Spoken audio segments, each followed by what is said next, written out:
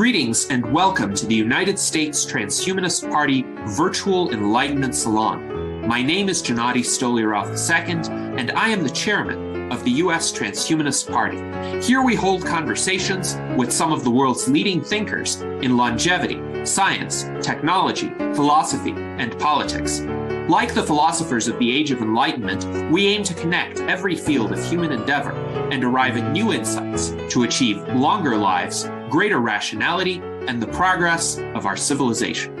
Greetings, ladies and gentlemen, and welcome to our U.S. Transhumanist Party Virtual Enlightenment Salon.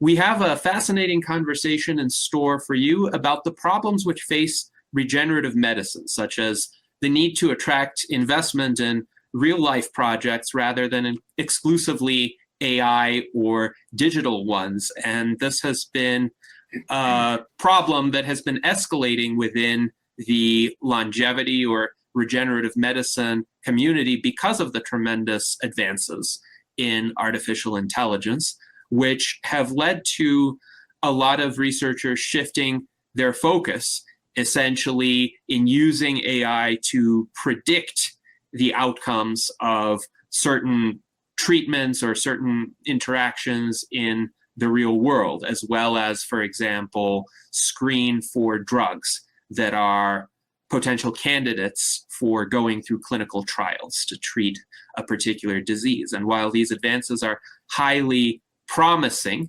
by themselves, they cannot give us the entirety of what we need in order to achieve longevity, escape velocity in our lifetimes. So today, our panel consists of our Director of Visual Art, Art Ramon Garcia, our member from Texas who heads the Texas Transhumanist Party, Alan Crowley, and our Legislative Director, Jason Geringer. So welcome to our esteemed panelists. And our special guest today is Ariel VA Feinerman. Ariel began his career as an entomologist in 2003, enrolling in the Kaliningrad State Technical University at the program for aquatic bioresources and aquaculture. He was engaged in the study of aquatic insects, and he took part in several expeditions to the rivers of the Kaliningrad region and the North Caucasus. In 2006, he switched to learning programming. From 2010 to 2014, he worked as a software engineer. He took part in the development of games, computer graphics, and sound processing. In 2014, he enrolled in the physics department of St. Petersburg State University. And in 2015, he completed a practice in PCR, real-time PCR, DNA gel electrophoresis at the Faculty of Biology in the Laboratory of Plant Genetic Engineering. In 2015 to 2016, he completed a practice in genetic engineering at the Faculty of Biology in the Laboratory of Physiological Genetics. He participated in the screening of yeast genomes, participated in the testing of metal complexes for toxicity and biological activity using bacterial strains. In 2017, he transferred to the Baltic Federal University and continued his studies at the program of physics at the Institute of Physical and Mathematical Sciences and Information Technology. He studied biological molecules using NMR spectroscopy. In 2017 to 2018, he worked as a consultant in a bioengineering company. In 2017, he began work on education in the field of rejuvenation biotechnology and regenerative medicine. In 2018 to 2020, he was the deputy chief editor of the popular science resource Future Collector. In 2019, he received a Bachelor of Sciences degree in physics for the study of phospholipids using low-field NMR spectroscopy. In 2020, he founded the biotechnological company IntraClear Biologics OU in Tallinn, Estonia, and became its chief science officer. He is now a guest author of the publication Longevity Technology. He has been an allied member of the U.S. Transhumanist Party since 2017. So Ariel is well known to those of us who read the U.S. Transhumanist Party website because we've published various interviews and articles by him. And now, Ariel, welcome, and please tell us what you have to say about the importance of real-life projects in regenerative medicine. Hello to all. Nice to meet you. I want to add to my biography that since 2025, I have been an advisory board member of Lifeboat Foundation. So now I hope to help more to regenerative medicine in the United States. And today I want to discuss some problems of implementing the regenerative medicine. There are technical problems which we usually focus on that, but also there are policymaking and financial problems. And today I want to discuss precisely them. But before, I would like to remind our people who watch and listen to us what about regenerative medicine and say a brief introduction to SENS research. So, according to various estimates, 50 to 80 million people died in the 6 years of World War II. Aging kills at least 100,000 people every day and at least 40 million people every year, the population of modern Canada, and only slightly less than the entire Second World War took. And unlike war, they have no chance to defend themselves. And they do not die young and healthy with weapons in their hands. Their last 5 to 10 years of life are filled with suffering and infirmity and pain, loss of dignity and dependence on family and friends. This is why we must make every effort to defeat aging as soon as possible and put an end to human suffering and diseases. On the other hand, I'm very glad that the fight against aging has finally broken out of the world of science fiction and entered our lives. The inevitability of global changes in health is becoming increasingly obvious. And 2017 year was a turning point in many ways. For the first time, not only leading scientists, but also well-known politicians and economists spoke out about the fight against aging and regenerative medicine. So far, only in words and in scientific publications, but this is already a lot. However, there is still a huge gap between scientific publications and real life. And it is great that more and more people are not just talking about the fight against aging, but also taking real steps in this direction. On the other hand, the quality of these popular articles and steps is usually very low, but when was it high? And is in no way connected with regenerative medicine or rejuvenation. Many of them do more harm than good because they marginalize the already not very good reputation of a very important and necessary direction of research. In general, there is no enemy more dangerous than a bad ally. Because no modern medicine, not to mention all sorts of diets, fasting and diets that imitate fasting, dietary supplements, antioxidants, geroprotectors, exercises and other lifestyles are capable of rejuvenating the human body even for a month. And here is why. I want to say that it doesn't mean that lifestyles do not important. They are very important in the sense that a bad lifestyle can reduce your lifespan and health span. But good lifestyle cannot rejuvenate you. It cannot really prolong your life beyond your genetic capabilities. So we must have good lifestyle, but we do not focus on it as an only way to prolong our health and life. Most people, unfortunately, have no idea what aging is. And so I, in a few words, will try to explain it from the engineering point of view. One of the most popular and unhelpful definitions of aging is that the probability of an organism's death increases with time. In other words, the older you are, chronologically, the more likely you are to die. However, this has many flaws. For example, a newborn baby is more likely to die than a 30-year-old guy, but it would be a mistake to say that a newborn is older. To the point, many turtles and fishes' survival rates increase with time, but this doesn't mean that they are getting younger. Finally, like all other statistical definitions, it says nothing about a particular person's chances of living a long and healthy life. A good definition not only allows us to draw many important and useful consequences from it, it also points us to a solution to the problem. Below we will consider aging itself and approaches to its solution from an engineering perspective. So, aging can be defined as a process of accumulation of molecular and cellular damages that are a consequence of normal metabolism. It is very important to emphasize the word normal here, because once you take it into account, it immediately becomes clear that it is impossible to slow down the aging process, much less stop it. To do this, you need to completely redesign the human metabolism, rewriting its genome. It is important to know that the processes that cause damage are also the processes that give us life. For example, breathing. Breathing generates a reactive oxygen species that kills us slowly, but at the same time, breathing generates energy which we need to live. But since we cannot influence the processes of damage accumulation themselves, at least at the current level of science, what can we do? Without interfering with the metabolic processes, we can simply remove the accumulated damage caused by them from time to time, returning the body to an earlier, undamaged, and as a result, younger state. And first approach that I talked about, trying to slow down accumulation of damage by interfering with metabolism, is called a gerontological approach.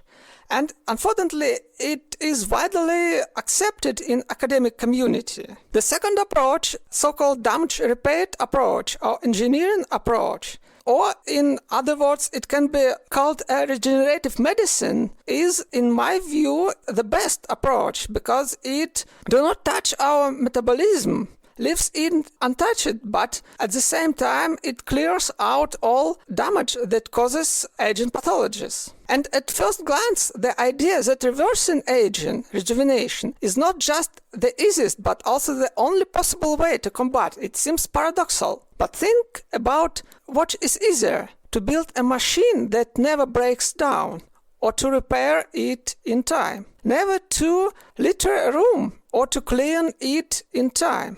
This is how our world works. Eliminating structural differences, junk and damage is much easier than controlling the complex interweaving of various processes that lead to their formation.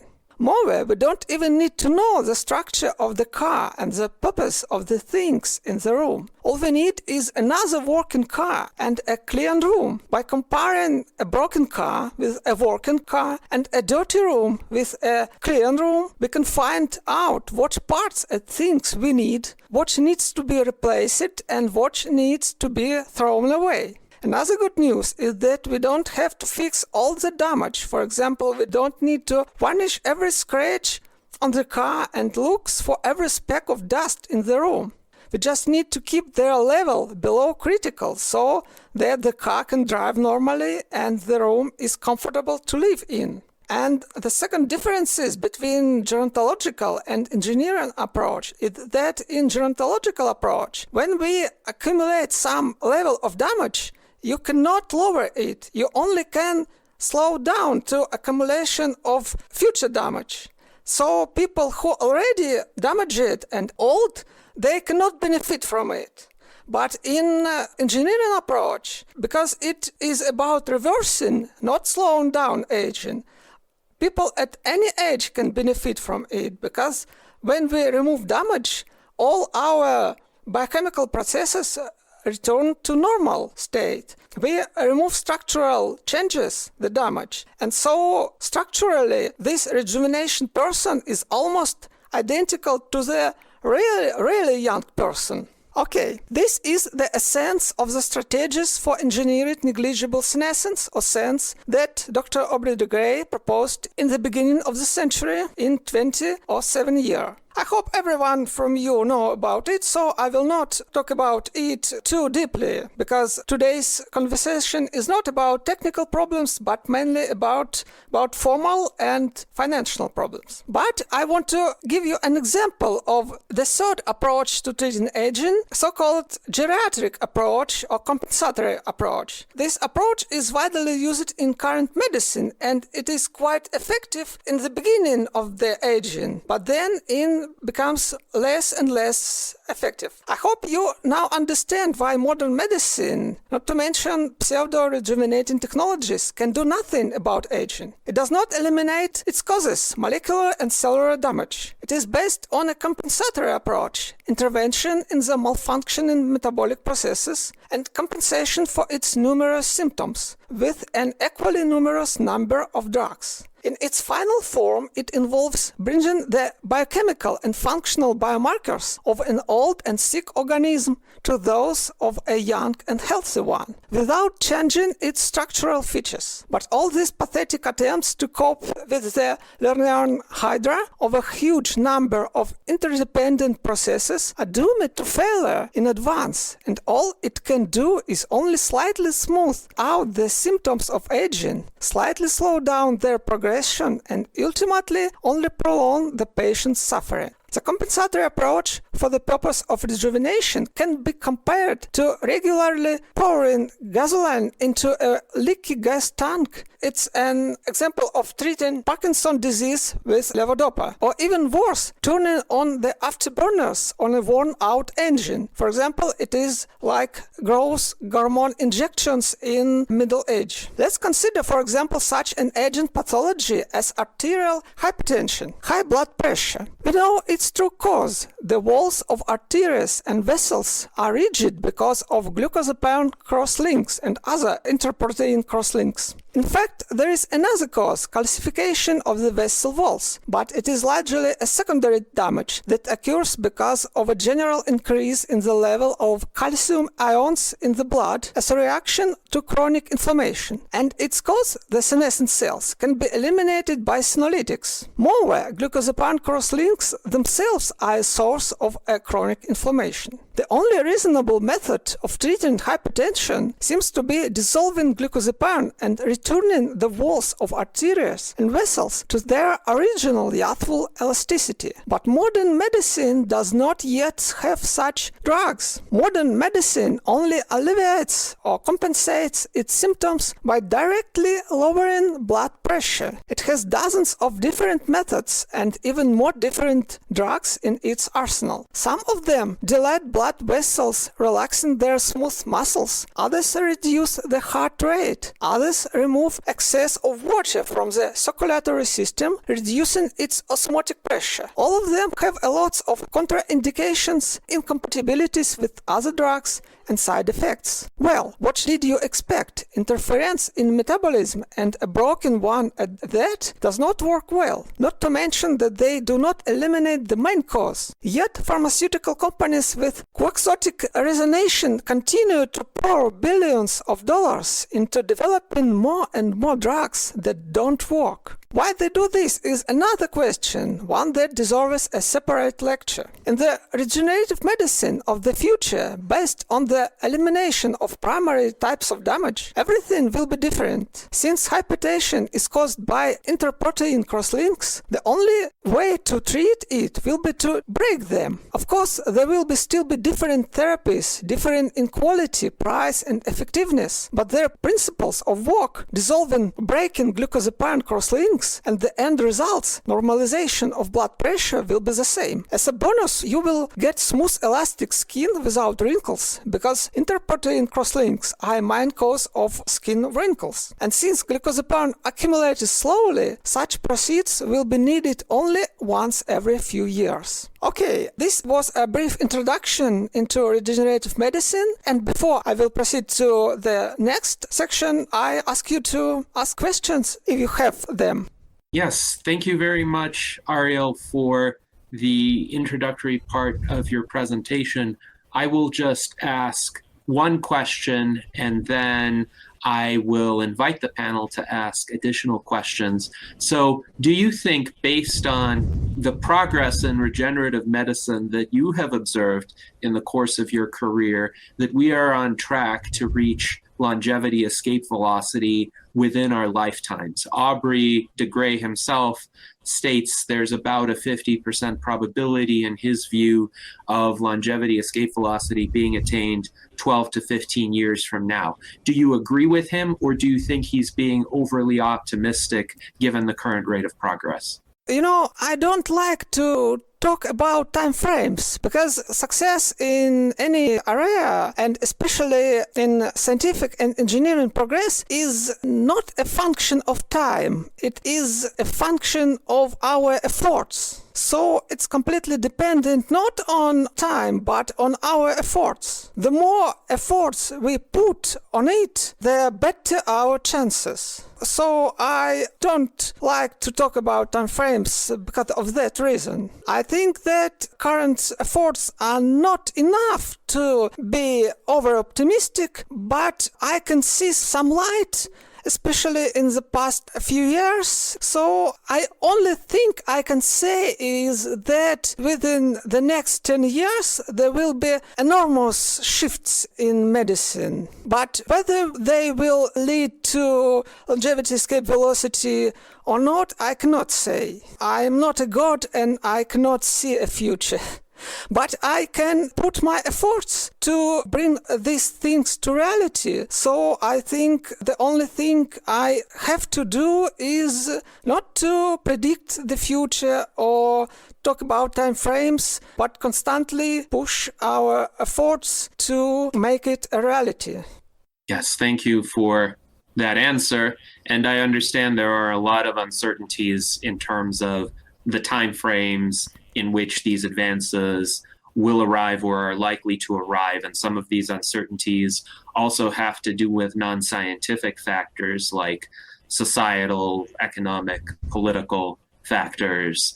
And Alan observes in our private chat, it's not the years, it's the mileage in terms of the wear and tear on the organism. And there is a certain extent to which lifestyle can make a difference, but I would say it is at most a difference of plus or minus 15 years in biological age, in the sense that already by my age, I'm noticing some differences among people.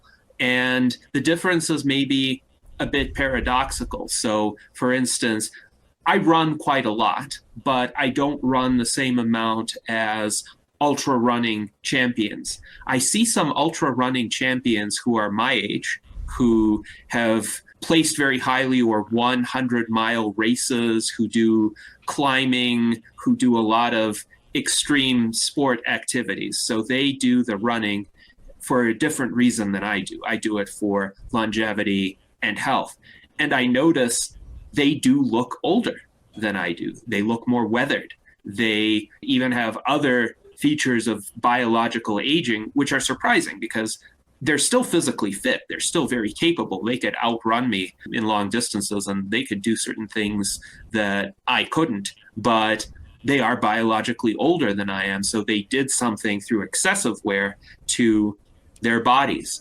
But the fact is, I don't think there's a 60-year-old who is biologically a 30-year-old. I don't think there's a 45-year-old who is biologically an 18-year-old, notwithstanding any of Brian Johnson's comments. I think if you look at Brian Johnson, you could say, well, he looks very good for his age, but somebody being asked to identify his age would probably put him in his early 40s, whereas in reality, he's 47. So there's only so much that lifestyle can do.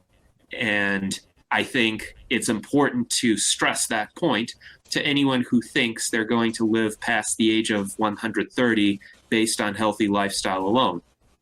It's a good idea not to die prematurely, but to extend maximum lifespan, we absolutely need rejuvenation. Now, Jason has a question for you, Ariel. He notes that you went from studying insects to programming to longevity science. Was that your plan all along, or did you just kind of make it up as you went? Yeah, with a brief stop for physics along the way, too. So. Initially, I can say that all my time from my childhood, I worried about aging and death. So I wanted to not age, to not die and be young and healthy forever. But when I began my scientific career in the beginning of the century, 20 years ago, there is almost no research in biomedical engineering, especially about longevity or rejuvenation. Even such words were unusual at that time. time. And I wanted to study insects, I wanted to study entomology, but at the same time, I wanted to live a long and healthy life. And then it's almost every step, if my life was accidental, but at the same time, it was influenced by previous steps. So it was not random in its sense, but it was influenced by both, by my environment, by my life, and by previous steps in my life. So I wanted to study insects when I was 5 or 7 years old, and at that age I,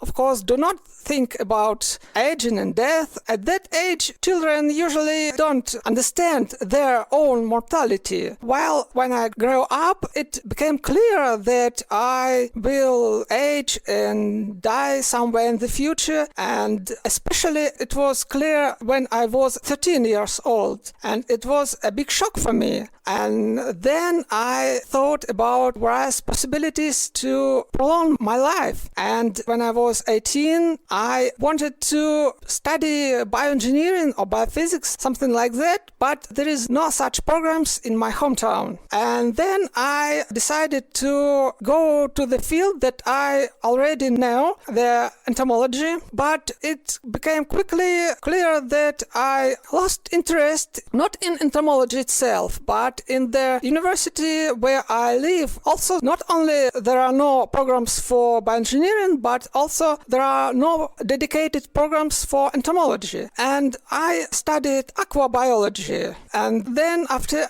a few years, I leave university and I became a self-educated programmer. And I worked about 10 years as a programmer in industry.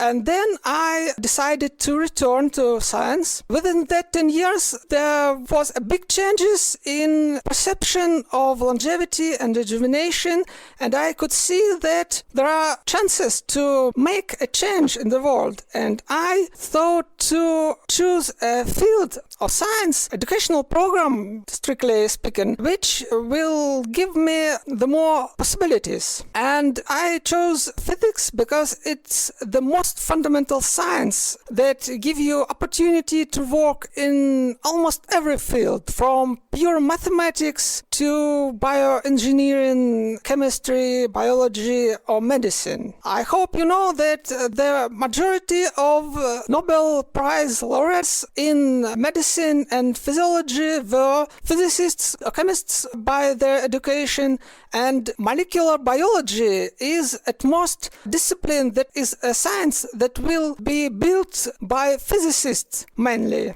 So I chose physics as a fundament of my education, and I never regret about my decision. So then I got a physics degree and then started to study biomedical engineering, and now I keep my interest in physics, and at the same time I continue my self-education in biomedical engineering and preparing to get in a PhD, and I hope to move to the United States soon to continue to get PhD in either physics, for example biophysics. It will be a continuation of my university work about structural biology, or in medical or biomedical engineering, for example, genetic or cell engineering. I'm interested in both these fields, and they are quickly interchanged and they have many similarities. So I think that degree in either of them will be very valuable for my work. Yes, thank you very much for that answer regarding your academic path, and certainly I can see the interrelationships among those disciplines. And I will also say people who delve into multiple disciplines have a higher likelihood of making contributions in a variety of fields because they could see insights that those who are just narrowly specialized in one field cannot. And this is actually one of our purposes for our virtual enlightenment salons, to bring in people with these interdisciplinary insights and see if we can break new ground in terms of understanding certain phenomena or figuring out solutions to certain phenomena. And I want to say that my experience in software engineering, in programming, has a huge impact on my views in biomedical engineering. And I think that biomedical engineering should be as advanced as other types of engineering, like programming engineering or aerospace engineering. And even more, I firmly believe that medicine itself is a type of engineering, because it can be thought of as human repair engineering, in fact. So for now, unfortunately, medicine is more art than an engineering. And I want medicine to be a more engineering discipline. So I hope it will become a truly human repair engineering with all engineering background. It's very useful in medicine when you treat human body as a very complex self-repairing machine.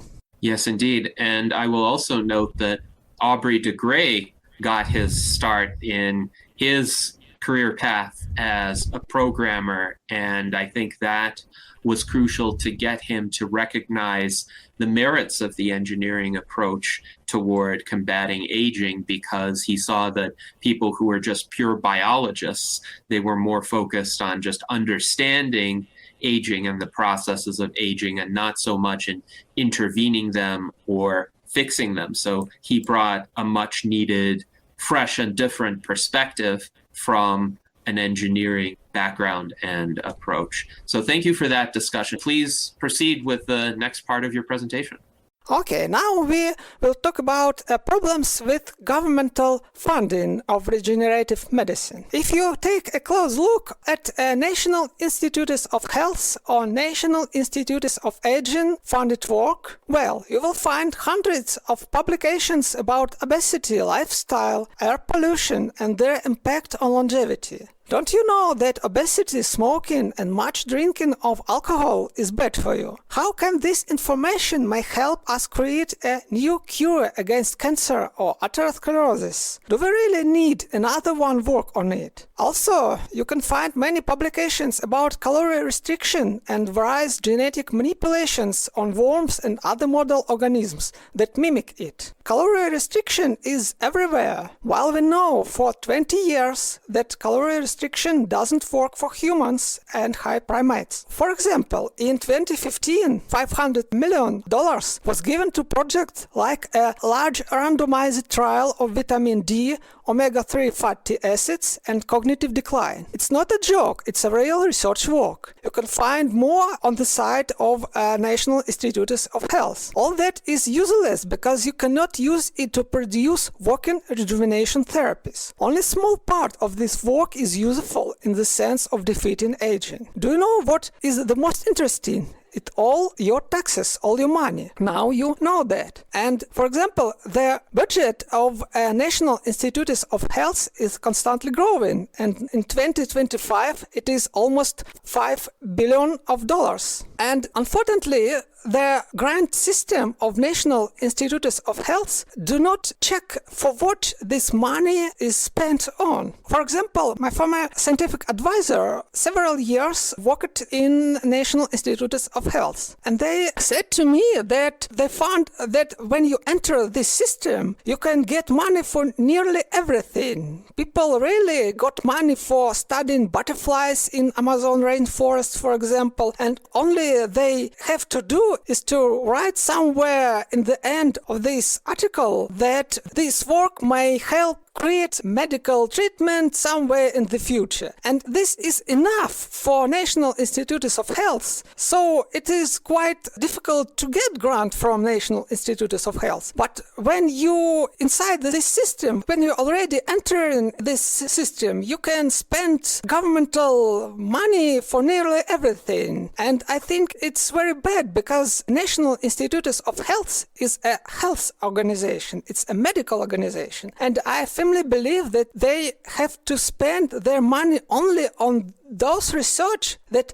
directly related to human health, to the medicine, to the creating of new therapies, new tests. There are only two sorts of medical good things that can be funded by government. First is medical tests to test human organism whether it have a disease or not, and second is that therapy to treat or prevent a disease in the case if that human organism has that disease or can have that disease. And current situation, I think, is not normal. When governmental money, then every year 5 billion of money spent for something that we even do not know for. Where? I want to ask, where is the results? $50 billion is a very big money. And I want to ask, where are results? And at the same time, really important research projects, like work on glucosapine breaker therapy, which will end many aging pathologies like arterial stiffness, chronic inflammation, hypertension, strokes, and will save many lives. For example, it was Spiegel lab at Yale University is permanently underfunded and would be closed in 2017 without financial support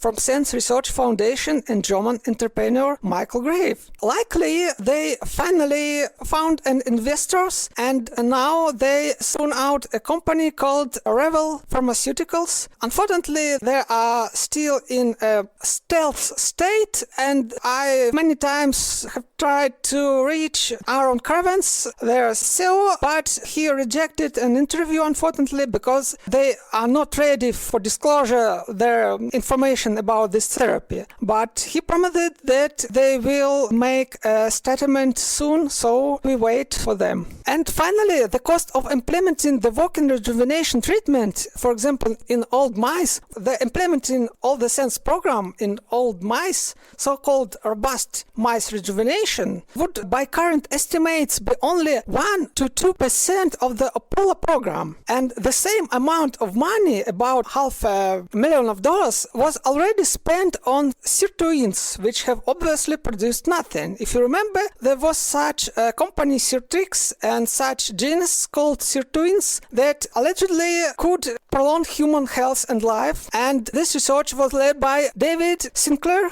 a famous researcher from Harvard Medical School, and he spent hundreds of thousands of dollars on this research, but finally it was bought by one of big pharma companies and closed because in fact there are no real results from it. So all this money, and that was known initially because the mechanism of action of their alleged therapy was not a damage repair approach. So it was initially known that it will not work. But nevertheless, they spent a big amount of money for that and got nothing from it. So this is an example of what I called junk research. One of the reasons this takes place, I think, is because people from academia are mostly not biomedical engineers, but gerontologists. Gerontology is a basic science which studies aging, while biomedical engineering and regenerative medicine are engineering disciplines which do not study aging, but try to influence aging, try to fix broken human organisms. This is a much difference between basic research and engineering research. And I think that,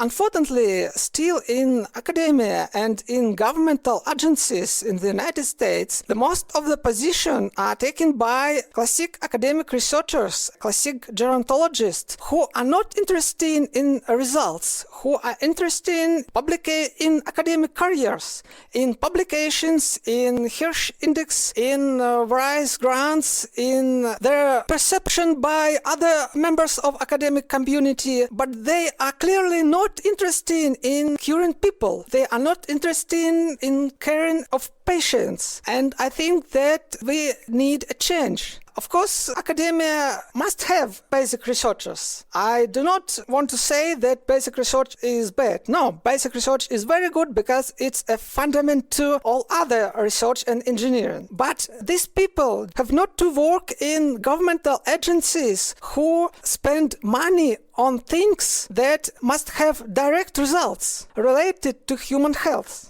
Only those people who work on real regenerative medicine, on biomedical engineering, may make decisions and rule in governmental agencies, because their goal is not to get knowledge, but to use knowledge to help people. And so we need to have less gerontologists who merely study aging and more biomedical engineers who repair damage. In other words, we should switch our focus from aging research to rejuvenation engineering or regenerative medicine. It's almost the same terms, even though regenerative medicine is slightly more general term, because regenerative medicine works not only in the case of aging, but also in the case of traumas of young people. So I prefer to more generally term of regenerative medicine. Since aging is an engineering problem, then from the gerontologist's point of view, it looks like not my job to reverse it. So this is why I ask to invite more real regenerative medicine researchers and biomedical engineers to work on it. And luckily, there is some good change in past few years. One of the few good things that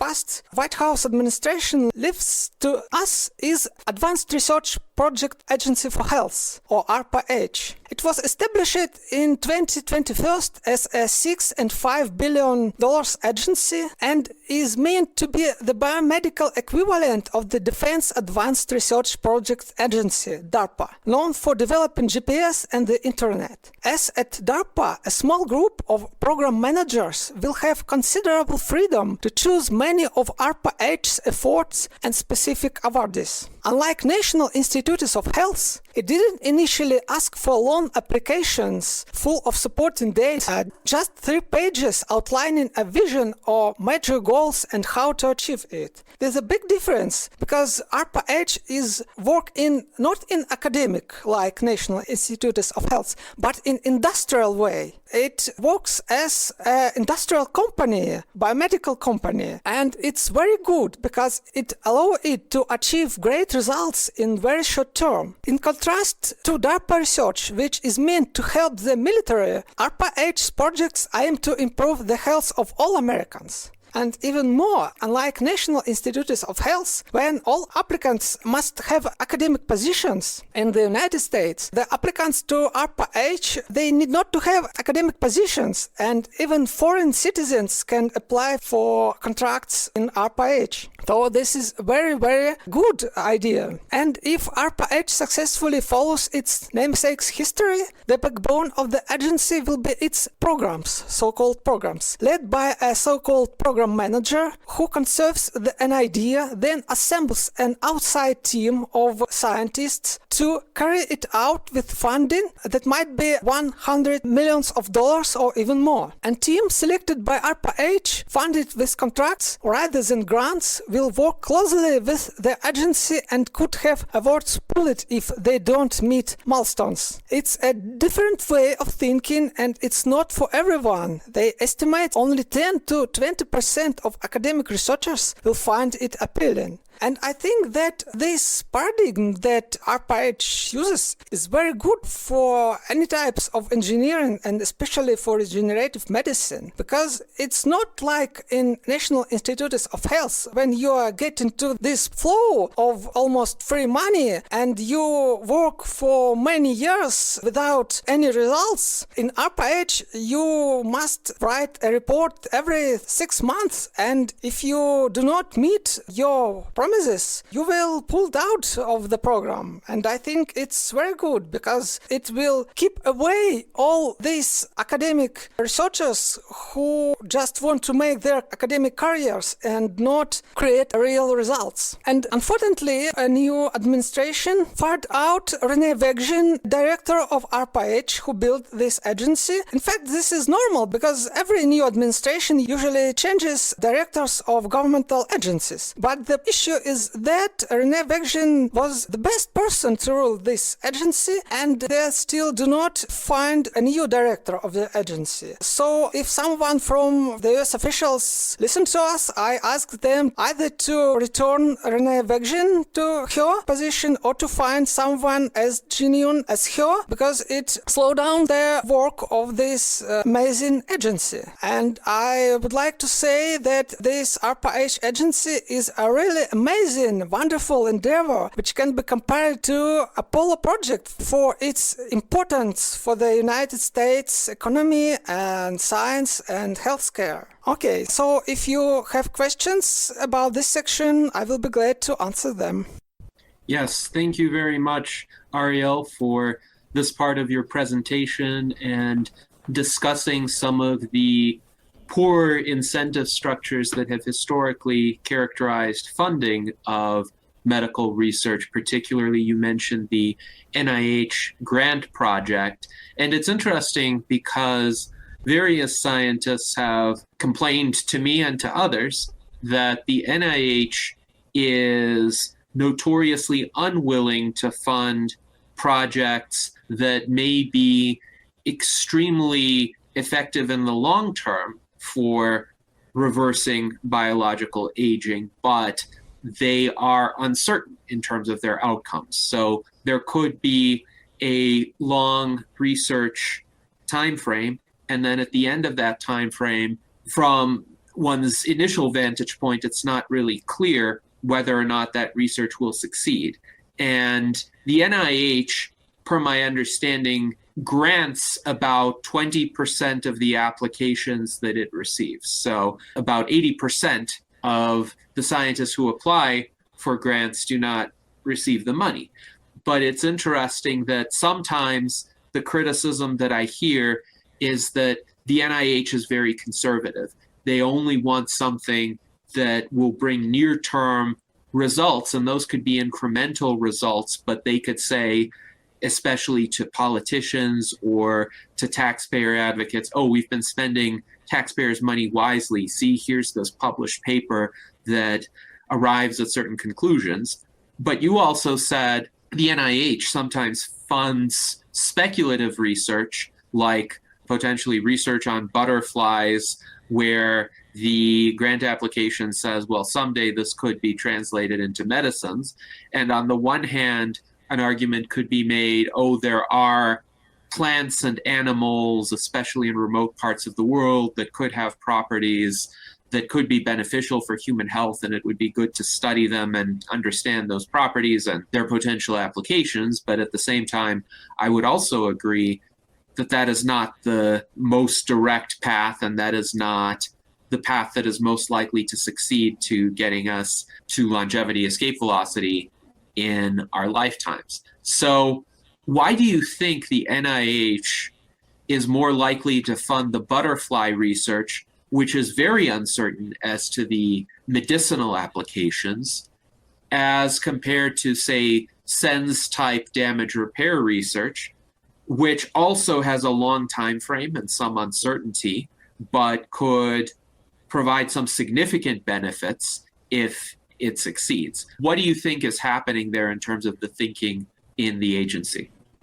I think that there is some history reasons, because NIH is an old organization with their own rules and traditions, and I think it's sometimes more valuable to make something new from scratch than trying to change something long existed. And ARPA-H is a good example of that. I think that just because NIH is, unlike its name, it's more academic than goal-directed industrial type institution, and it has a long application process and very bureaucratic process, very formal process. It has a long-term traditions and has people who work in NIH for many years, and they are from the epoch when damage repair approach was not grounded, was not even considered, and this is just and I think this is a reason. So So, and the NIH principles that some of them are formal, some of them are informal, but they are slightly outdated. And I think when, one of the physicists said that new ideas gained popularity not when people understand them, but when the people who defended old ideas die from aging.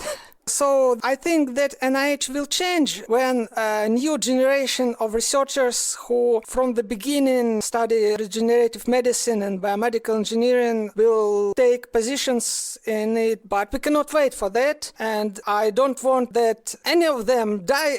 So it's not very altruistic to wait when the old generation of researchers will die. So I think that we will make changes just today, and that is the reason why ARPA-H was created. It's not a concurrent to NIH because their very approach is completely different, as I explained. So I even do not consider NIH for my applications, both for formal and informal reasons, but my projects and projects of my colleagues completely fit in ARPA-H agenda. So I think that it's very, very good endeavor, and I think that it have at least such money as NIH. I think if ARPA-H has 50 billion per year, many projects will be already have done. You said a valid point that many research involved in regenerative medicine have some uncertainties and long term, but for now, of course, I can say we do not all about aging, and we for many years will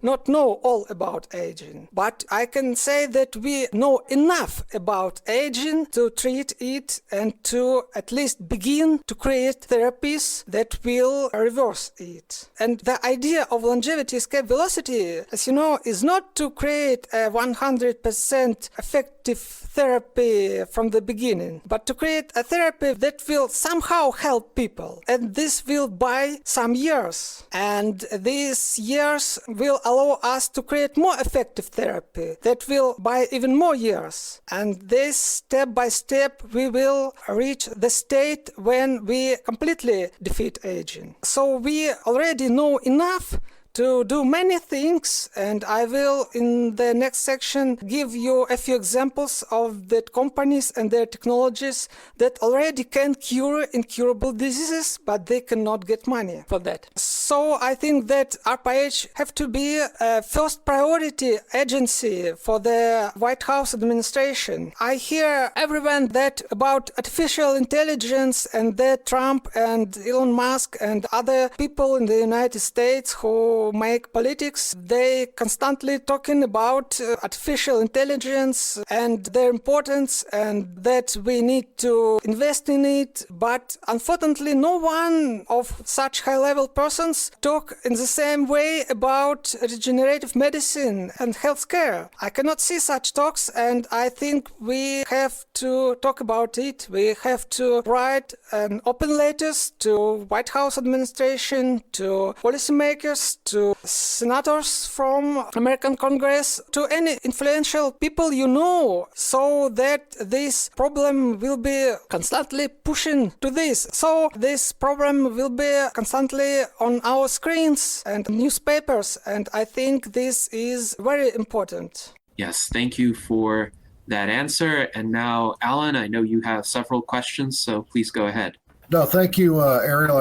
I do have several questions, and I appreciate what you're saying. I want to kind of give you my background from the military, because the military gets tons of funding. And I think this idea that it sort of scared me when you said it, that, folks at the NIH, they're just wanting to mark their careers in time and not actually deliver any results. And oddly enough, a lot of the people in the military are just the opposite, which is not what you want in science or the military, right? You don't want, it's like, yeah, you learned how to make a war, but our real job is just to punch our time, do our career, and make the peace happen, right? So it's really kind of interesting to see that difference and the difference in funding. Now, it's just shoveled on top of the military without any checking.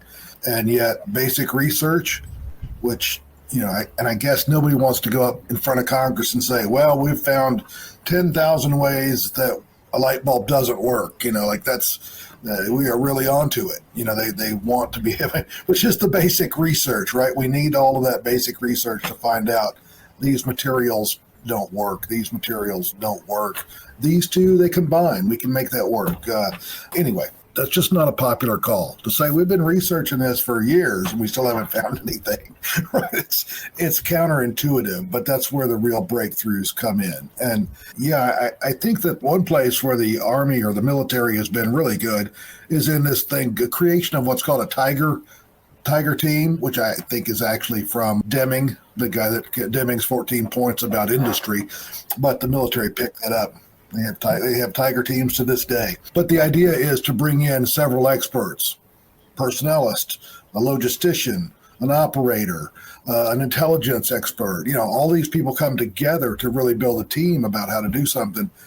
And I see a lot more kind of stovepiping in science because, specialization, if you're really specialized, all of a sudden you're an expert in something nobody else knows simply because you become a little bit smarter. You've spent your time looking at widgets, but as for the applications of widgets and being able to have a broad, expansive understanding of all the different ways widgets can be used, that's a whole other field that almost comes into philosophy or psychology or those practical applications. So all of that to say, how do we get the bioengineers and the gerontologists and the money all in the same room at the same time? And I read, in prep for this, I read an article on longevity technology about the company Intraclear. And it sounds like Intraclear got what a lot of companies get. They got a very supportive angel investor to come in and help. And yet it's those supportive angel investors that want the quick turnaround and not kind of the slow money that really government can provide to say, hey, take your time, get this right. This is going to benefit everybody once it's released to the general public. So what are your, other than what you've already told us, please, sir, give us how do we get the money and the people in the room together? Okay, thank you for your question. You ask how can we build teams that will involve researchers of different origin and investors so that these teams will have money and all they need to do what we need, yes? Well, yeah, a diversity in experience and specialties. I don't know that they're each going to bring a pocket full of money, but somebody needs to get the research done. And is that a government? Is that a coalition of governments? Is that a coalition of universities? I'm not sure it's the right place for private equity because it's a long-term, unless you're going to crank out a new drug or something like that. Just pharmacological team can do that. But we're talking about longevity, which, continued research on the blue zone has shown that not every technique there works, but many of them do. A lot of that is lifestyle. If you live a lifestyle that's easy on your body and you take care of yourself and don't get damaged and repair damage you get, those things are essential to longevity. But there's no profit in me telling anybody that, right? So there's no reason to say, well, I'm going to invest in your company so that people learn to eat the right foods, which, there's no ROI on that, like immediately for a company to give a company motivation to invest. How do we draw that money and the multidisciplinary teams together? Okay, when you and your colleagues say that it's very unclear which research will give us a working therapy and which will unworking therapy, it's right, but not on the 100%. Why? Because, in fact, I was trained as a physicist and worked as a software engineer, so in these fields, we usually, before any experiment or writing the code, we used to make theoretical calculations, whether it was math or just it was some theorizing, but we, before making something by our hands, we must to be sure that it will work at least theoretically, at least from the theoretical point of view. And this training is very helpful. This helps me a lot in biomedical engineering and regenerative medicine. Because unfortunately, when I talk to my colleagues from classic medicine, medicine or classic biology, unfortunately, they do not use theorizing or thought experiments or calculations before making something by hands. And unfortunately, many of them work in the way as, let's change this gene and look what will happen. For example, let's try it or let's try that. I think that real engineer shouldn't work in that way. I'm sure that real engineer should make any experimentation or proposals only based on their good theory. British physicist and philosopher David Deutsch said that the most valuable thing in the world is a good explanation. So when you can explain why your therapy will work, this is very valuable, and this is a proof, even though theoretical, but nevertheless the proof that it at least can work. It of course doesn't mean that it will work, but at least it can work. And it means that I can see that many companies and governmental programs work on the ideas that will not work even theoretically. So it shocks me. It is a big surprise for me because I used to work in completely another way. And I think that even though human health is much less predictable than more simple physical systems or computer software, but we can in some situations make good predictions, and we should do them. And what I can say, I have a very simple and clear recipe to say what will work and which will not work. For example, if a therapy or technology is based on a damage repair approach, so if it reverses some type of damage, it at least may work.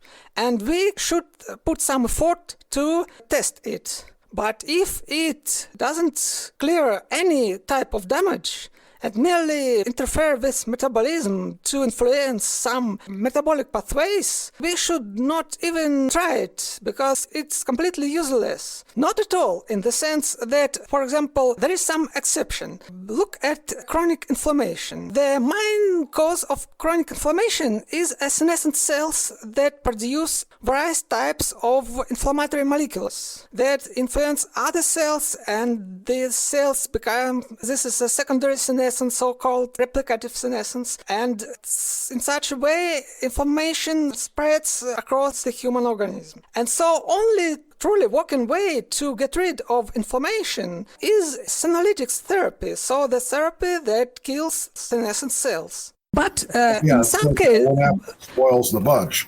Got to get rid of that one apple before its effects can, I mean, literally in the case of an apple, it exudes gas. It causes other apples to rot.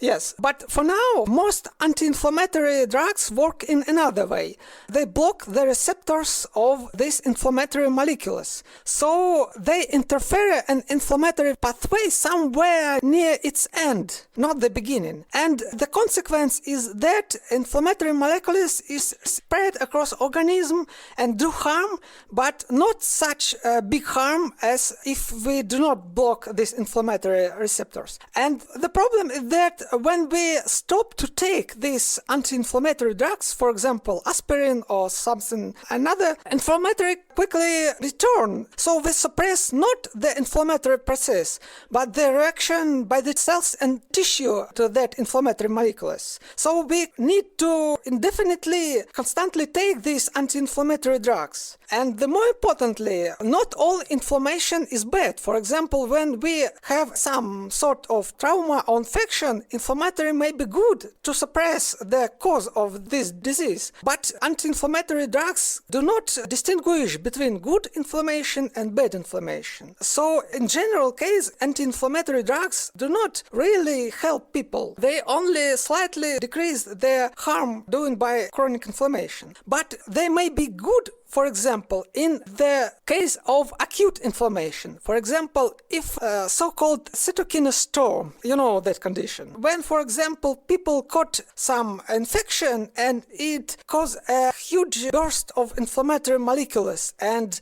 people can die of this acute inflammation. And in this case, of course, just blocking inflammatory receptors is a very good idea, because organism will conquer the infection and inflammation will drop to its normal level, but in the case on aging inflammation, so-called inflammation, or chronic inflammation by autoimmune diseases, for example, these blockers of inflammatory receptors do not work in that way that we want to. So this is an example that sometimes interfering with biochemical pathways is good, but it's not a solution. It's just a step for acute cases, for emergency cases. But in combating with aging, we have to use only those solutions that really affect the cause, that eliminate the cause. So the damage repair approach. And when we know the mechanism of therapy, we can certainly say how it works, whether by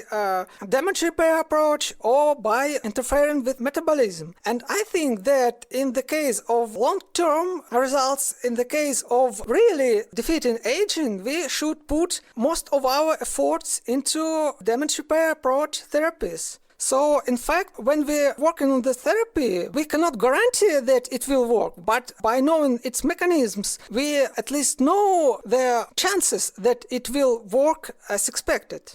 Yes, thank you, Ariel, for that answer.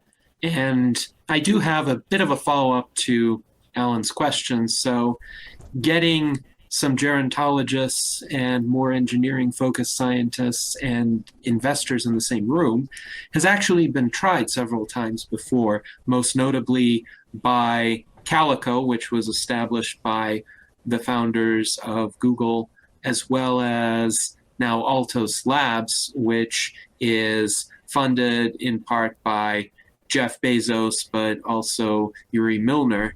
And Altos Labs focuses more on cellular reprogramming. Calico, it seems, focuses more on fundamental aging science. But in neither of those cases, even though they spent a lot of money, hired some of the most recognized and, according to some, most accomplished scientists in the field, we don't yet see a lot of outputs from either of those companies in terms of therapies or even translational research or even intermediate results that they've published that could show how aging might be reversed in the future. And there have been some previous situations like this as well. For instance, Larry Ellison, the founder of Oracle, had donated in the past about $200 million. He said it was to anti-aging research, but he stopped doing that even sometime during the early last decade, the 2010s. Then there was Peter Thiel, who donated a few $1 million to the SENS Research Foundation during its early days and helped it to get launched. But he doesn't donate that much to aging research anymore. And then there's Brian Johnson, who is, I would say, very notorious these days for not actually donating to anti-aging research, even though he has the "Don't Die" motto. He says AI will solve everything soon, and he has had some negative experiences when he was previously investing in certain projects that didn't work out. At least that is my impression. But what do you think explains the fact that there have been these kinds of attempts, including by people with big money, and yet they haven't resulted in the damage repair approaches being emphasized, and they haven't resulted in the publication of a lot of promising intermediate results even?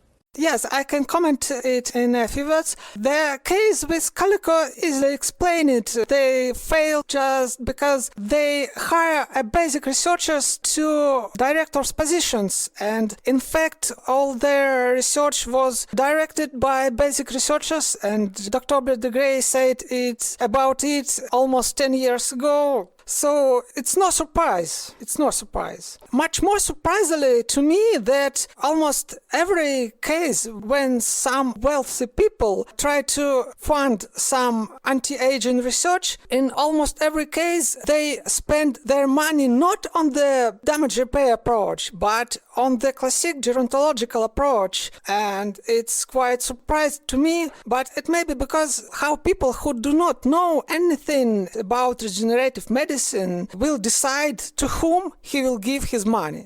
How? I think they all behave in the same way. They look at the social media or newspapers and they see some names of well-known gerontologists and they ask them and they suggest them to whom to give their money, and this is a vicious circle why it all fails in the end. And I think that this is because people fall in the big misconception that gerontology is something about fighting against aging. No, gerontology is about studying aging, while regenerative medicine is about curing aging or any other type of damage or bad condition to human organism. And I never heard about that project. It's called biomedical engineering project or regenerative medicine project.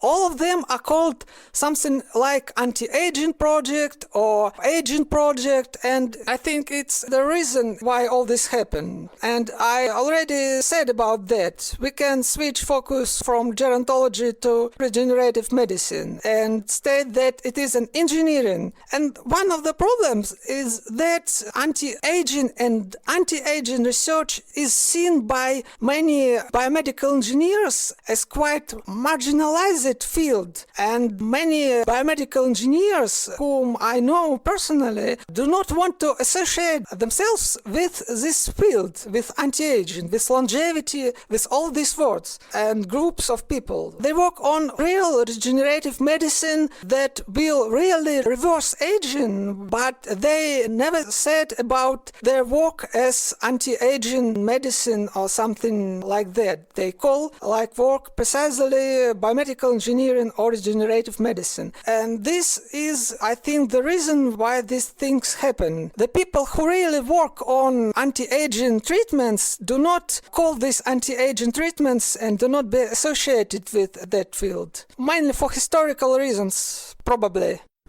Yes, and I've had conversations with Dr. Bill Andrews about this. He pointed out that in the anti-aging field, the so-called snake oil salesman came first and the reputable scientists came later.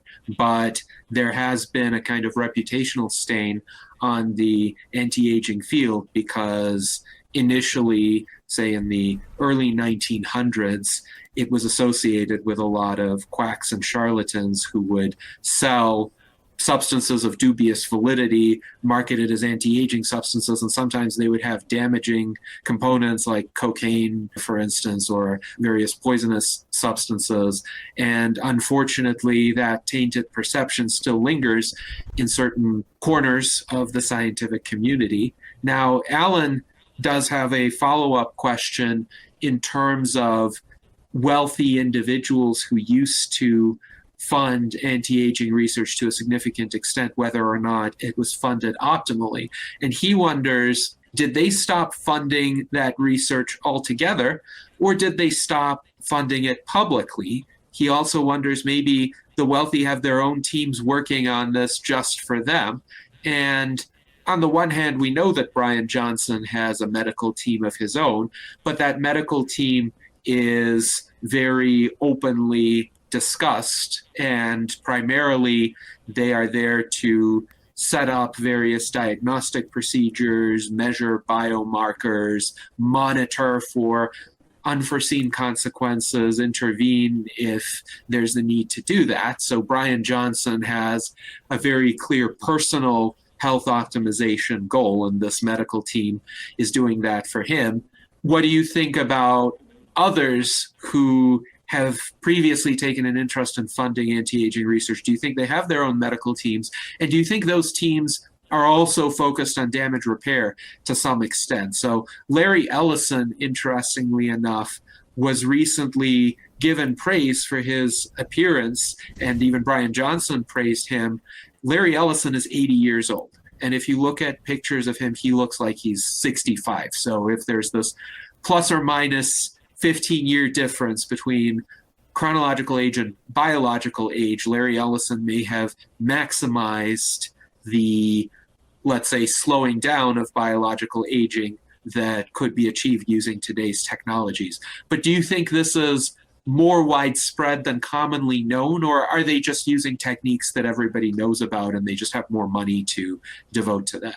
In fact, many ways to create regenerative therapies to reverse aging are known. They are published in scientific publications, and to replicate them or to create them using these publications, I think any good bioengineering lab can do this. Though I will not be surprised if there are some offshore clinics or laboratories that privately offer such therapies to wealthy individuals, because as I said above, we already know enough about aging to fight against it. And the only reason why we cannot see this in usual clinics is lack of funding and medical regulation. Some of this I already said, and some I will said in the next section. So I do not know such cases, but I'm sure that this is completely possible with current state of biomedical engineering and medicine to do many of these therapies and offer them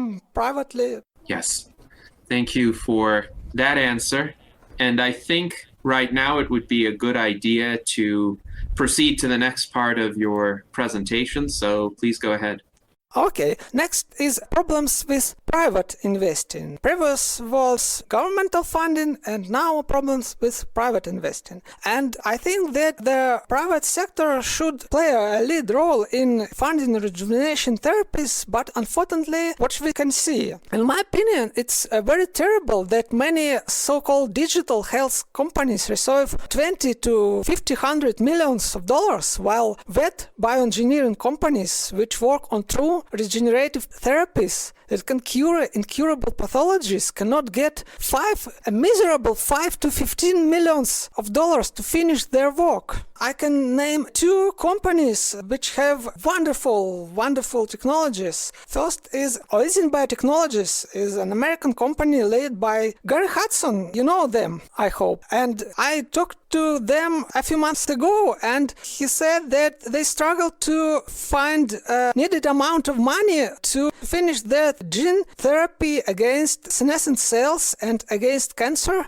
But luckily, their partner company, Fusogenics, which created a fantastic delivery system, so-called proteolipid vehicle, which is a microliposomes, microscopic spheres of double-layer lipids, which encrusted by so-called fusogenic proteins. These proteins were gathered from viruses, which use them to get into the cells through the cell membrane. And they use these microliposomes with these fusogenic proteins on their surface. These microliposomes are quickly fuse with a cell membrane and deliver their molecules inside them into the cell. And these molecules are usually RNA or DNA for gene therapy. And this unique technology that much superior than traditional virus systems for delivering gene therapy. And this company, Fusogenics, got 20 millions of dollars, but unfortunately not from a United States investment company, but from a Canadian investment company. So it's quite ridiculous that one of the most innovative American companies cannot find money in its own country and get invested by Canadian investors. I think it's a shame for American investors and venture companies that they do not invest their own companies that have a technology much superior than anyone have in the world. But unfortunately, the Oisin Biotechnology company itself is still in need of money. They still cannot find an investment for their fantastic gene therapy that can make a revolution in treatment of chronic inflammation and cancer. They publish interviews about their technology in longevity technology, and I took an interview with Gary Hudson some years ago, and they can be found on my blog and Medium. So this is one example. And second example is Covalent Biosciences company, which I'm helping now. I'm trying to help them now. Already they are closing because of lack of money, and they try to get money for 7 years and unsuccessfully. And they have as a fantastic therapy as Oisin's therapy against inflammation and cancer, against senescent cells and cancerous cells, covalent biosciences technology is a catalytic antibody technology. You of course know how works conventional antibodies. They are widely used in medicine today and they work in such a way. These antibodies stick to antigens, unwanted cells or molecules. For example, it may be broken proteins or infectious agents like viruses or bacteria, and they mark these unwanted agents for immune system. And immune cells, macrophages, they are guided by these antibodies that sticks to these foreign agents or unwanted or dangerous agents. They engulf these molecules or organisms and kill them or break them. For example, in such a way works antibodies against Alzheimer's disease, against other types of amyloids or tau proteins. They stick to these molecules and then immune cells destroy these molecules. But there is a big side effect of such a way. The side effect is acute inflammation. Because they activate immune system, it leads to acute inflammation and may lead to cytokine storm and a quick death of a patient. Even if they do not lead to acute inflammation, it anyway and constant activation of immune system leads to chronic inflammation, which mainly breaks all good effects of these consequences. These side effects, this chronic inflammation shadows the good effects of this therapy. So yes, this therapy clear, for example, brain from beta amyloid, but at the same time they influence a chronic inflammation in the brain, and this chronic inflammation do the same harm that beta amyloid did previously. So this is the reason why patients almost do not benefit from these types of treatments. But covalent biosciences invented a completely new type of antibodies, so-called catalytic antibodies. They work in completely another way. They do not recruit immune system to destroy these unwanted molecules or bacteria. They behave like enzymes themselves. They stick to unwanted molecules and break them without recruiting immune system. So there is no chronic inflammation. And because of these enzymes themselves, this catalytic antibody can destroy about 1,000 unwanted molecules in a cycle before it will be destroyed itself. So it's a fantastic therapy that will change the game in treating autoimmune and neurodegenerative conditions. And they need about $5 to $15 million to finish their work, and they cannot get them for whole 7 years. I now try to help them, and I'm looking for investors in Israel and Canada now, and I will try to communicate with ARPA-H agency, because these people are really tired of this uncertainty, and they decided to close their company because they cannot believe they can get money for their work. These people work in the lab or in Texas University in Houston, and medical center in Texas University in Houston is the biggest medical center, the biggest university's medical center in the whole world. And I really cannot understand why no government, no private investors want to invest in real bioengineering and regenerative medicine companies. And I can see a big shift in funding from real lab work companies, wet lab companies, to so-called digital health companies. But it is important to know that human health is biological, not digital, and mobile app cannot cure people and reverse their aging. Only true wet therapy can. Even though computer modeling is widely used in biomedical engineering, for example, to model some drug-to-target interaction, to predict their behavior, to construct and design new molecules, small molecules and biological molecules like proteins, for example, but it's completely another type of research. The computer modeling in biomedical engineering is a completely valid type of research that is helpful in designing new through therapies. But just creating various so-called artificial intelligence systems that allegedly can mine databases of small molecules and predict their usability in off-label use, I think is complete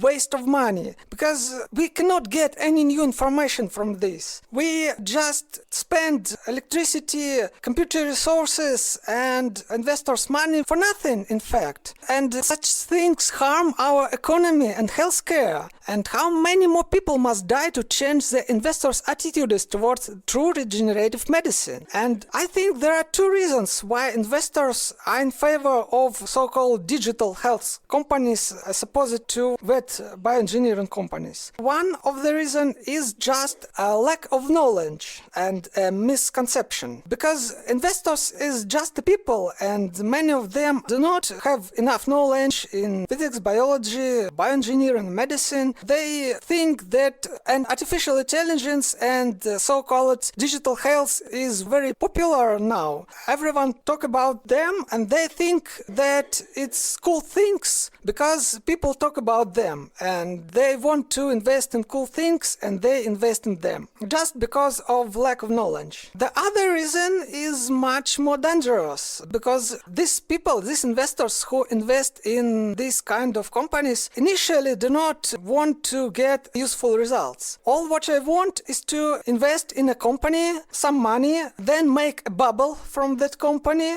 so their price would be much bigger than their investments, and they'll then sell that company to another investor, a secondary investor, and this secondary investor will do the same. They will put some money in this company and make even bigger bubble from that company, and finally sell to the third investor, who usually will be some big pharma company that can pay billions of dollars for that company. And many big pharma companies buy company not to make some result from it, but just in case, just to get rid of a concurrence. So only result from this chain of bubbles is spend of money, and finally big pharma will pay for that without getting anything useful. And I think at least my duty is to inform public or people about these two reasons, and to fight them by first giving people true information about which approaches work and which approaches do not work, and secondly say about such bad schemes when people make a bubble from companies just to sell it for high price.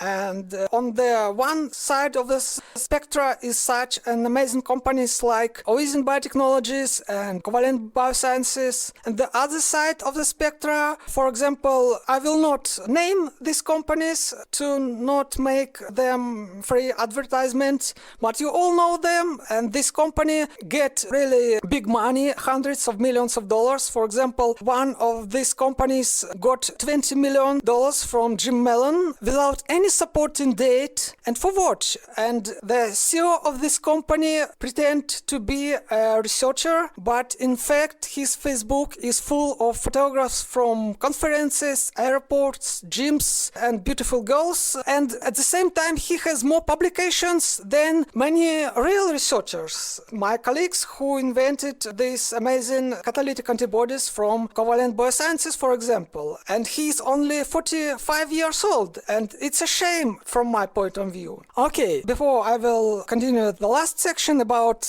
medical regulation, I ask you for questions. All right.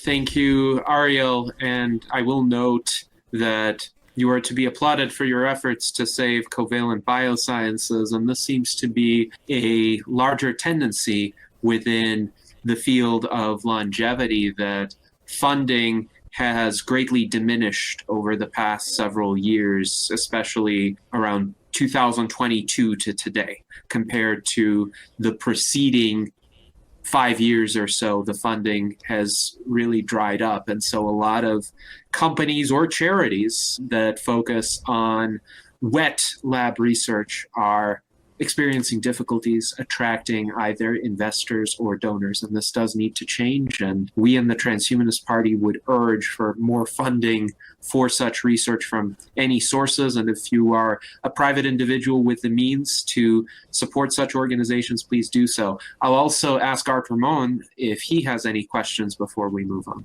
Just a few observations. Since I've sort of been involved with transhumanism, I used to see a lot of articles on super soldiers. I'm not seeing these articles anymore, any talk of super soldiers.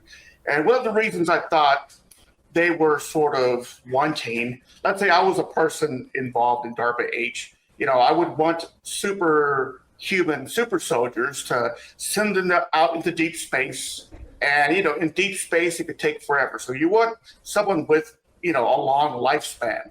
But I think somewhere along the line, they decided that maybe it's better to just go digital. You have artificial intelligence and the robotic platforms and not worry about having a long-aged human out doing deep exploration because, mental health issues, family, that could be more problematic. And maybe they just decided to cut out the super soldier program of longevity. That's my thinking from just what, and then you have the dual use of AI and using AI to help you find, a solution to longevity. So maybe they just decided to put all the money into the digital part and not the biological. Just my observation over the years. Okay, what is the question? No questions. It was just an observation. But if you want to respond to any of that, if you know anything of that, feel free to respond. Yes, there is some people who talk about so-called mind uploading, but I'm quite skeptical about it because any digital copy of the human mind will be just a copy. So it will not help the biological original in any way. So I prefer another way to switch from the biological human nature to the something on another fundament. In fact, it is possible and there is no contradiction in that. The approach to do that was suggested by Polish science fiction writer Stanisław Lem as long as in 50s or 60s years of the 20th century. And the approach is that we do not make a digital copy by the human mind by some sort of recording their electrical activity. But we, since a human brain consists of individual cells, we just replace cell by cell by artificial cells. Natural biological cells by artificial cells. And during this course, which will take some long time, the brain finally will consist only of artificial cells. In such a way, we will really switch human brain from biological nature to some artificial nature without interrupting the human identity. Because human identity is a continuous process. It's not a state, it's a process, it's a continuous process. And to preserve human identity, we must not interrupt this process. So in such a way, we can replace human brain by artificial brain just by replacing cell by cell during some long time. And similar approaches are tied to so-called nanomachines approaches or nanomedicine, where small, tiny micro nanomachines the size of a virus or bacteria are involved, and they program it to regenerate human organism and putting into our bloodstream. They can multiply and finally replace all human cells by artificial constructions. And so this human will not be of biological nature anymore, but some kind of sort of artificial nature. But of course, all these proposals currently are highly speculative, and there are some technical problems in implementing them. Even though they are completely valid from a theoretical point of view, unfortunately, we still do not have such a technology to implement it for now. And I, as a physicist, see some very big problems in implementing nanomachines. For example, as you know, all our big machines communicate using electromagnetic waves. But the issue is that all nanomachines are smaller than the length of the electromagnetic wave, even very small wave. So to communicate, they use some sort sort of very short wave, for example, X-rays, that of course impossible inside the human organism. So we have to invent another way of communication between the net of nanomachines. So there is a big problem I'm thinking about, and I want to consult with other physicists about what they think about solving it. So this is why I think we must put all our efforts for now for a wet bioengineering approach. And of course, a problem with long-term space flights can be solved by either creating nearly infinitely long humans, by implementing a damage repair approach, together with, for example, using some sort of suspended animation, which also I know there was a program in NASA to study possible suspended animation, implementing suspended animation for humans, and there was some progress, but I cannot see any news, recent news about it, so I do not know whether this program still exists or was closed. But of course, this is a very important and valid area of research, suspended animation of humans. It can be used not only in long-term space flight, but to saving lives of those individuals who cannot be cured just now and can be put in a low temperature state to preserve body to be revived and cured somewhere in the future. Yes, thank you very much for that answer. And now, please proceed with the concluding portion of your presentation.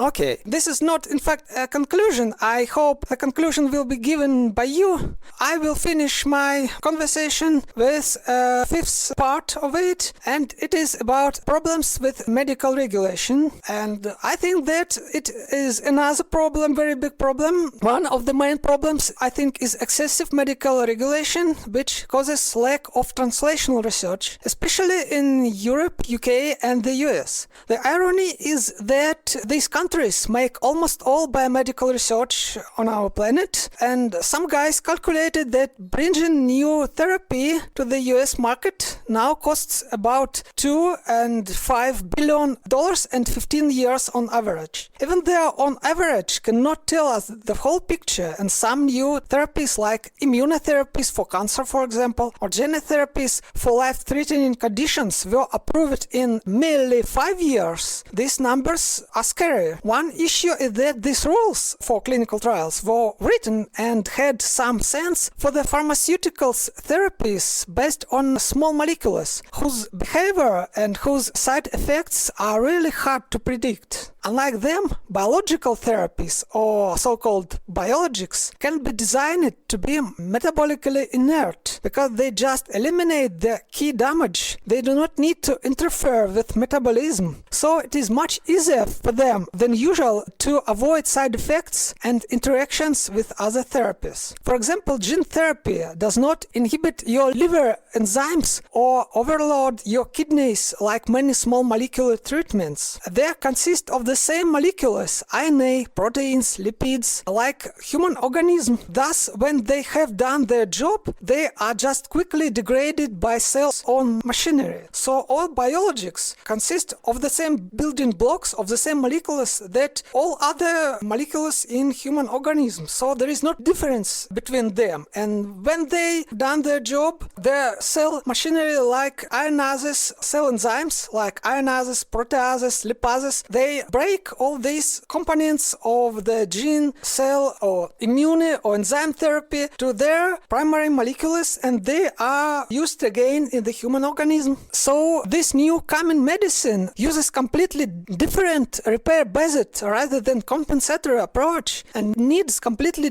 different clinical trials protocols and the whole new health paradigm. The health paradigm which is not disease-oriented or symptoms-oriented like current medical paradigm, but damage-oriented paradigm. And I think this have to be implemented in the FDA documents and current policy making in medical area. Another much more important issue is that no one wants to take responsibility for patients' health and life. Regulators prefer patients to die from their pathology rather than from the therapy. This is because in our system, in our current system, if patient who will die anyway from his or her condition, from pathology, this is considered to be normal, and no one can be accused of crime because they cannot save a life of a patient if this patient die of an incurable condition. However, if patient dies from the new experimental therapy, all people from the regulation and clinical chain can be charged and can be accused of crime. So for them it is much safer to do nothing than do anything. They cannot be charged when millions of people die because they don't approve new experimental therapy. So they are not interested in bringing new therapies to the clinic. This is much scarier. And the most important is that it is not because of these people are bad and they hate other people and do want to cure them, but this is just a feature of the system, just because they do not want to risk their own lives and their careers. So it must to be changed, I believe. Just imagine millions of people die from conditions we can already cure, and there are few countries which has enough resources to work on them make such therapies illegal in failing attempt to save the status quo. While clinical trials bottleneck is so narrow that many therapies will not see their patients for many more years. Meanwhile, many Asian countries show green light for new experimental therapies. For example, the fast track approval system in Japan, which was introduced back in 2014 year. The system aimed to increase access to regenerative medicines by introducing laws that allow for emergent treatments to be used so long as they have been proven safe with the only hints of their effectiveness. It means, in the United States terms, that therapy can be used in clinic just after safety trials. Just after safety trials phase, it can be used in clinics, and the other results that need to give this therapy a real medical status will gather it during the course of its applying in clinics, so people have a chance to be cured by this new therapy if it really works. And this system is aimed to increase access to regenerative medicines by introducing laws and that allows for emergent treatments to be used so long as they have been proven safe with only hints of their effectiveness. The idea is that as patients receive these safe treatments, more conclusive data on their efficacy can be gathered thereafter. This negates the need for large-scale clinical trials that take place over several years and cost hundreds of millions. As a counterexample, in the USA, because of insane regulation, it is almost impossible to release emergent therapy to the market, and the cost of the process, including clinical trials, is at least $2 and $5 billion. Despite of the big number of inventions by American scientists and engineers, the first place in the world by invention are American researchers. Only a few of these therapies have entered human clinical trials, and only few of them have reached the market finally. And many such therapies are already in development or clinical trials, and others will arrive in the coming years. And this new emerging medicine uses completely different, as I said above, repair-based rather than compensatory approach, and needs different clinical trials protocols and the whole new health paradigm. And transitional period has already begun, and we should use it wisely to save more human lives. But on the other hand, prohibitions force people to be inventive, and biohackers arose in the USA and not other countries after all. The first biohackers were the USA researchers. So, to answer the original problem, I think there are three key points in the fight for better medicine. First, development of regenerative therapies and treatments whose mechanism is the elimination of molecular and cellular damage that causes genetic diseases and aging pathologies. Second is reduction of regulation of emergent therapies in regenerative medicine. The lowering of regulation is very important if you want to make the medical progress more quickly. And third, last but not least, an education in regenerative medicine, so that people, including physicians and policymakers, know about emergent therapies and can help in their implementation and entering the clinics, at least by fulfilling these key points. And for that, I want to establish a completely free and online biomedical engineering and regenerative medicine conference via some platform like Google Meet or Zoom to bring attention to all these problems and invite more people from all over the world to solve these problems. And I ask everyone who can help in that to help us to make this conference, because almost all conferences are offline and paid, and so not everyone have money and ability to travel to another part of the world and spend a few $1,000s to participate in conferences. And many researchers have no time, no money for that, and their work are not known for many investors, unfortunately, so it must be fixed.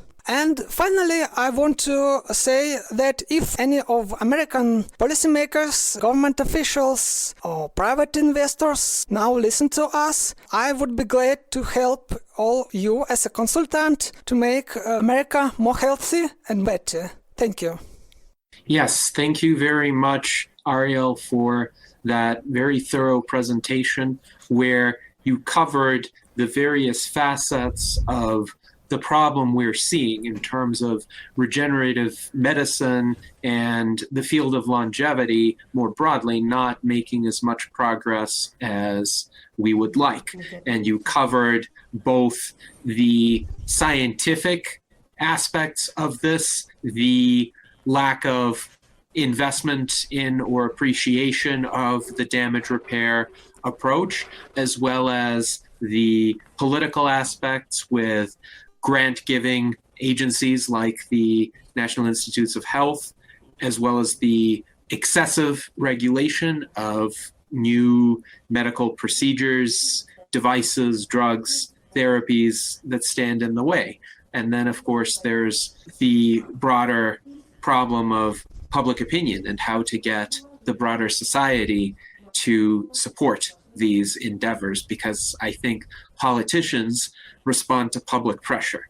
And if there comes about a large public constituency that will demand advancements in longevity science and in effective rejuvenation treatments using the damage repair approach, then the politicians will seek to allocate funding to make that happen. And moreover, there will be larger numbers of private investors who will also be convinced by the broader messaging to the public and will contribute their funds. But I agree that this is a difficult period for the longevity field because it does seem like many of the best and most promising companies, as well as nonprofit organizations. A good example is LEVF, the Longevity Escape Velocity Foundation, which Aubrey de Grey now runs, need a lot more funding than they are getting. So Aubrey de Grey has stated that to conclude the second robust mouse rejuvenation study and collect all the data that would be helpful on the combinations of interventions that would be tested in that study, which is even going to be more ambitious than the recently concluded first robust mouse rejuvenation study. He is going to need on the order of $6 million. Now, in terms of how much scientific funding gets allocated in total, $6 million is not a lot of money. And if enough people of means were persuaded to understand and agree with the validity of his approach and the promising nature of his approach, that money would be forthcoming. But we have a task ahead of us. And this is a task of the broader community of transhumanists, of longevity advocates. This is why the U.S. Transhumanist Party exists. This is why we hold these virtual enlightenment salons, to bring light to these kinds of issues, these kinds of obstacles, and deliberate about how they may overcome. So, Ariel, thank you very much for joining us today. Unfortunately, our time has come to an end, but this is certainly a discussion that needs to continue within our broader community so that we may all live long and prosper. Thank you. Good luck.